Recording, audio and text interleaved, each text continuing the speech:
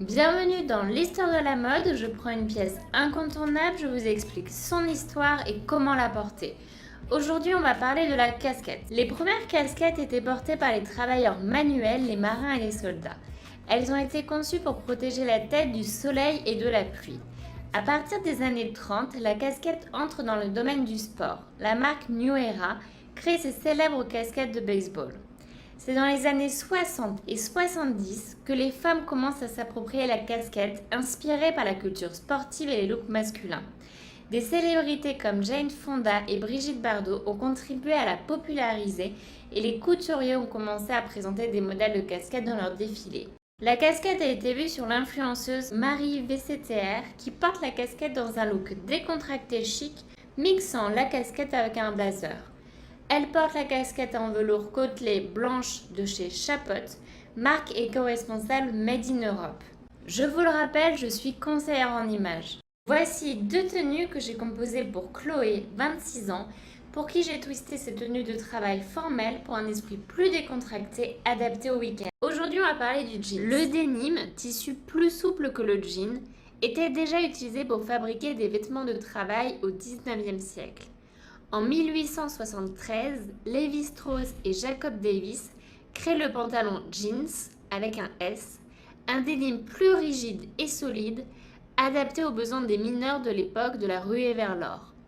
Dans les années 50, le jeans devient populaire grâce à son apparition dans des films de cow-boys et western. S'identifiant à des acteurs comme James Dean, les jeunes adoptent le jeans, voyant dans ce vêtement un symbole de rébellion contre les normes sociales. Depuis, les entreprises ne cessent de fabriquer une grande variété de coupes et de styles de jeans.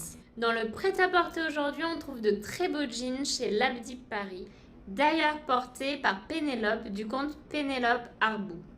Le jeans est un indispensable de la garde-robe, mais faut-il encore bien le choisir? Les jeans droits, bootcut ou flair vont à toutes les morphologies. Aujourd'hui, on va parler des talons aiguilles, ces chaussures à talons hauts et pointus. Ils sont apparus pour la première fois au XVIIe siècle en Europe et étaient à l'origine réservés aux membres de la noblesse et aux dames de cour. De la fin des années 40 au début des années 50-60, les talons aiguilles sont portés par des personnalités comme Marilyn Monroe ou Jackie Kennedy. Par la suite, les créateurs intègrent les talons aiguilles dans leur collection. On pense notamment aux talons aiguilles par Christian Louboutin. Ils ont d'ailleurs été vus portés par l'influence Axel, qui adopte un look élégant et glamour. Dans le prêt-à-porter, on trouve de très belles pièces chez Jimmy Choo, marque de luxe britannique qui propose une large gamme de talons aiguilles de haute qualité. Je vous le rappelle, je suis conseillère en images. Voici deux tenues que j'ai composées pour Charlène, 32 ans, un look de cérémonie et un look de soirée avec des talons aiguilles.